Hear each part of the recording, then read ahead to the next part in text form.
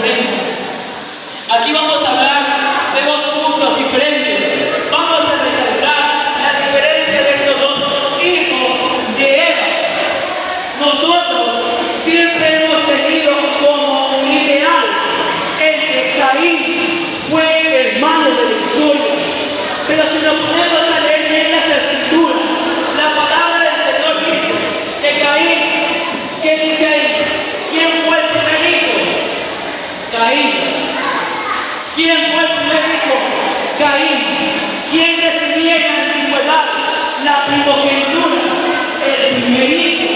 ¿Y qué dijo Eva al momento de que Caín nació? ¿Qué dijo Eva? Por voluntad de Jehová he adquirido varón.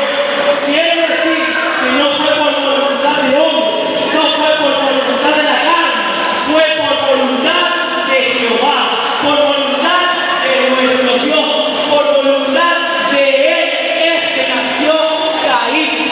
Y nosotros debemos de recordar que aquel hombre que es más perseguido y buscado por el enemigo no es aquel hombre que está en la carne, no es aquel hombre que vive en pecado, aquel hombre que vive buscado por el enemigo es aquel que dobla sus rodillas, es aquel que el Padre lo ha elegido. Por eso es que cuando Caín presentó su ofrenda ante Dios, que fue de los frutos de lo que él cosechó, lo presentó ante Dios, Dios no lo miró con agrado, miró con agrado la ofrenda de Abel, porque trajo el primogénito de las ovejas. Pero debemos ver, iglesia amada, que con Caín, ¿quién estaba cumpliendo la disciplina que pasó en el capítulo 3? Caín, porque Caín, ¿quién era? El que labraba la tierra. Caín, ¿quién era? El que cosechaba el fruto. Caín, el que día tras día recolectaba la fruta y que con el sudor de su frente, como lo dijo Dios, iba a sacar ese fruto con un cuidado. Pero, ¿quién era Abel? Abel solamente habla la escritura de que era un simple pastor de ovejas. No lo confundamos con David, porque David era un simple pastor de ovejas, pero con el mismo corazón de Dios. Abel, aquí solamente habla en el libro de Génesis de que solamente era un pastor. Él venía, le cuidaba las ovejas, él veía que el león y el oso no las hiciera daño, él veía de que solamente al momento de que paría la oveja, cuidaba el camino. Nada más. Pero ¿quién era? El que día tras día trabajaba en la tierra. ¿Quién era? El que día tras día, con el sudor de su frente, sacaba el fruto y cumplía lo que decía en el libro de Génesis capítulo 3. Era Caín. Y con Caín era que Dios tenía más relación continuamente. Solo era con Caín. De Abel no se habla nada más. Debemos ver que ni con Abel ni con Adán. Con Adán solamente hasta que fue destituido de él, tuvo relación con Dios. No hubo más relación, no lo dice la Biblia. No hubo más relación con Adán, con la presencia de Dios y Adán, una vez que fue destituido de él. Pero con Caín, todos los días, Dios hablaba con Caín.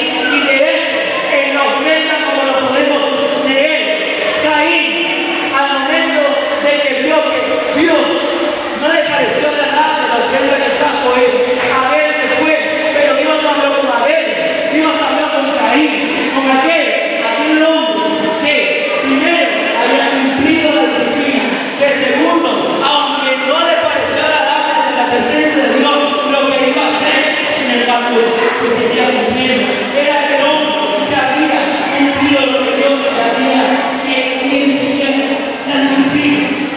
Pero iglesia amada, debemos ver Oye, el café. que Dios elige en la familia Ya, mi varona.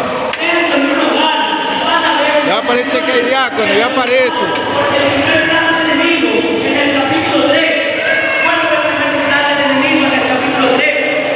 Fue el romper, el poner un muro, una muralla para dividir, ¿qué cosa? La presencia de Dios con la del hombre. Ese fue el primer plan del enemigo y lo logró, ya no lo vimos. Ese fue el primer plan del enemigo que puso a quién, a la serpiente. Ahora en el capítulo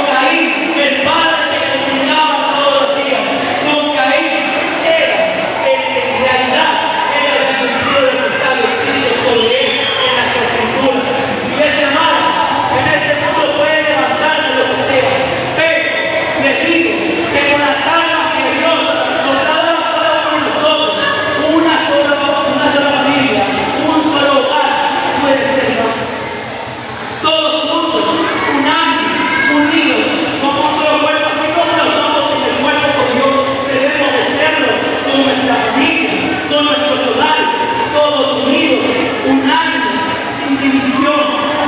¿Cuál fue la primera arma? La oración. Con la oración tú puedes tener un variado, una atmósfera en tu casa para que el enemigo no entre, no penetre, no lance daños a tu casa, no lance daños a tu familia, que no la divida. Porque el enemigo vino a matar y a destruir. Eso es lo que vive el enemigo. No tiene otra función en la tierra, sino hacer eso, la división y la separación de la familia. No hay nada más. Vino a coger almas en el mundo y a llevárselas al infierno. Ese es el plan de él, pero dice Dios que él vino a darnos vida y vida en abundancia. Él es Dios, el Padre. Él entregó a su Hijo Jesús para nosotros, que cada uno de nosotros fuéramos lavados con su sangre preciosa, fuéramos comprados a precio de sangre.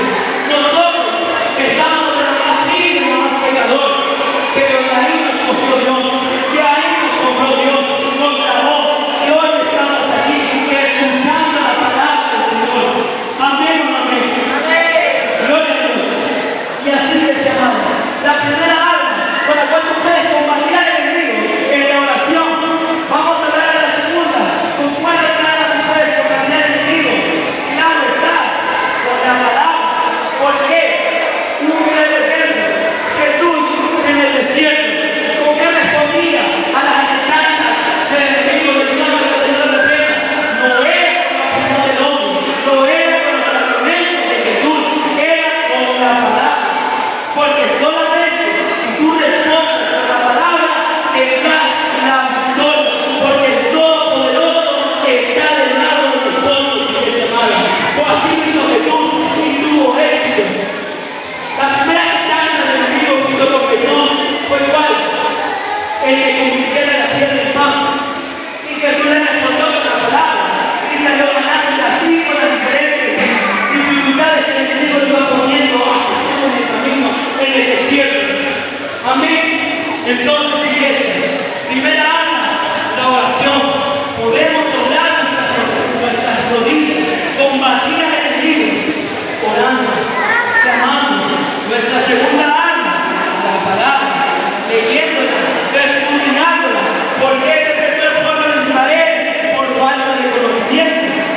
Por falta de conocimiento es que se perdió el pueblo de Israel porque no sabía nada de lo que estaba escrito en la palabra. ¿Escuchaba a Dios? No tenía conocimiento de la palabra, nada. Por eso se perdió. Pero hoy en día que tenemos la palabra en nuestras manos, tenemos el conocimiento, las reflexiones, las conversaciones